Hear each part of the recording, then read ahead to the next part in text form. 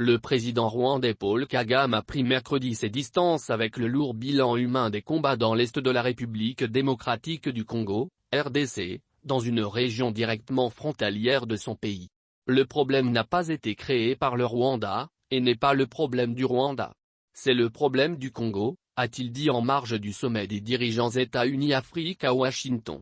Une enquête préliminaire de l'ONU a accusé la semaine dernière la rébellion du M23 d'avoir exécuté au moins 131 civils et commis viols et pillages les 29 et 30 novembre dans 2 villages de l'est de la RDC, en représailles à des affrontements avec des groupes armés.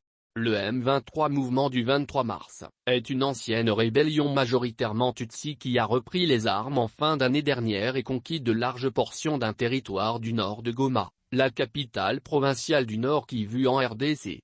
Selon les autorités congolaises, des experts de l'ONU et la diplomatie américaine, le M23 est soutenu par le Rwanda, mais Paul Kagame a rejeté tout lien avec les actions du groupe. Je ne peux pas être tenu pour responsable de Congolais d'origine rwandaise à qui l'on nie leurs droits.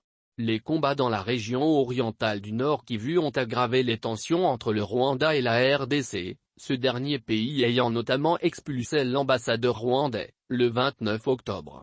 Le président congolais Félix Tshisekedi avait estimé mardi, lors d'une rencontre avec le chef de la diplomatie américaine Anthony Blinken que son pays est victime d'une agression cachée mais venue du Rwanda, et qui a été déstabilisatrice. Paul Kagame a indiqué qu'il ne savait pas s'il rencontrerait son homologue américain Joe Biden lors du sommet. Mais à la question de savoir ce qu'il lui dirait si les deux hommes se rencontraient en tête-à-tête, il a répondu: l'Afrique ne devrait pas être ignorée. L'Afrique ne devrait pas être seulement vue comme un endroit à problème.